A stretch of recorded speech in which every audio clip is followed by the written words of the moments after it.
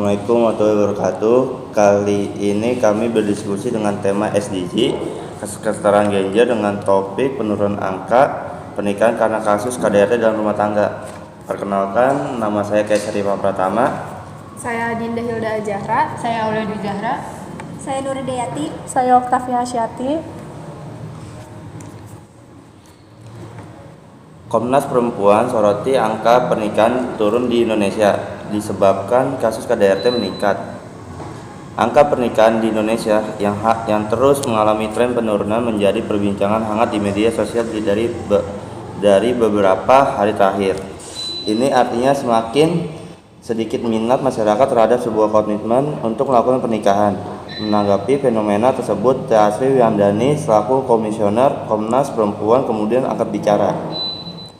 Menurut Asri Wiyandani, fenomena turunnya angka pernikahan di Indonesia disebabkan karena tingginya kasus KDRT dan juga biaya hidup yang semakin meningkat, sehingga banyak masyarakat yang memilih untuk menunda pernikahan karena mungkin mereka yang saat ini memilih tidak menikah dengan segala pertimbangan, baik dalam situasi bagaimana angka kekerasan dalam rumah tangga terus meningkat, juga bagaimana situasi kehidupan sosial ekonomi yang semakin sulit, kata Asri Wiyandani saat dihubungi oleh Display pada Minggu 10 Maret 2024. Selanjutnya saya akan mempersilakan Okta untuk memberi pendapat.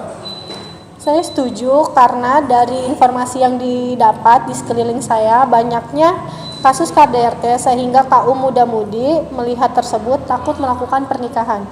Saya tidak setuju karena menurut saya masih banyak kok pernikahan yang berhasil. Kenapa kita selalu melihat sesuatu tuh dari hal yang negatif, padahal masih banyak kok hal positif yang bisa kita lihat. Saya juga tidak setuju karena menurut saya masih banyak pernikahan yang berhasil, bahkan sampai akhir hayatnya mereka masih saling mencintai.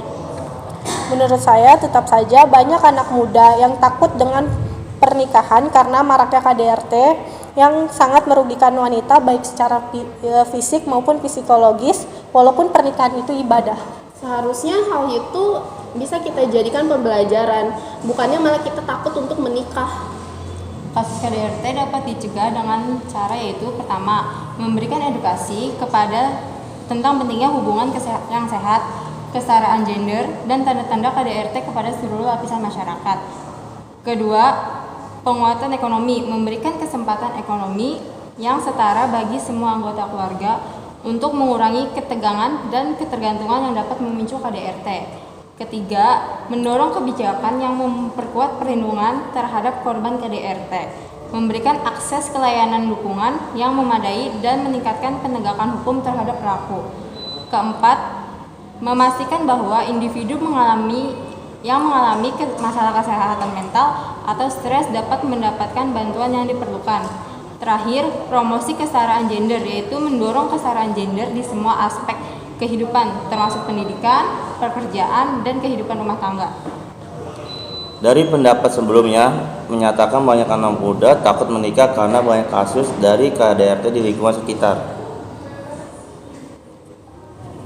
Selanjutnya, saya mempersilakan Okta untuk memberi pendapat.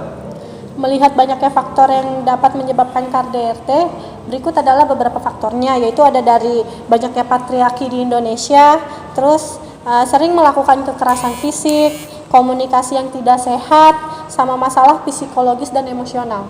Berdasarkan faktor yang sudah Okta paparkan, seharusnya kita bisa mempersiapkan mental kita secara sehat sebelum melakukan pernikahan.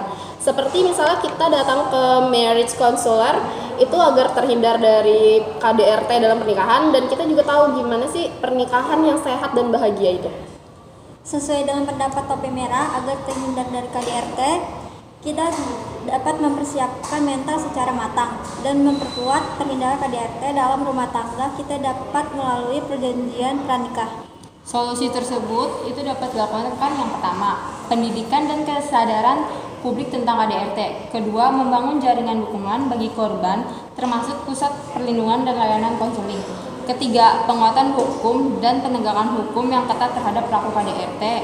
Keempat, pelatihan untuk menangani konflik secara sehat dalam hubungan. Kelima, penguatan hubungan yang sehat melalui program konseling dan dukungan keluarga. Keenam, dukungan finansial dan perumahan bagi korban yang ingin meninggalkan hubungan yang berbahaya. Topi kuning menyebutkan faktor-faktor terjadinya kasus KDRT dalam rumah tangga yang membuat penurunan angka pernikahan. Topi merah menyatakan bahwa KDRT dalam rumah tangga dapat dihindarkan dengan datang ke marriage counselor, dan topi hitam memperkuat hal tersebut dengan bantuan jalur hukum, yaitu perjanjian pernikahan. Selanjutnya, saya akan mempersilakan Okta untuk memberi pendapat. Banyaknya kasus KDRT berujung meninggal sehingga membuat anak muda enggan untuk menikah.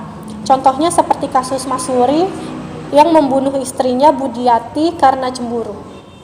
Kalau dilihat dari kasus contoh pernikahannya, kita juga bisa kok melihat contoh kasus pernikahan yang bahagia yang berhasil, seperti B.J. Habibie dan Ainun yang setia sampai akhir hayatnya.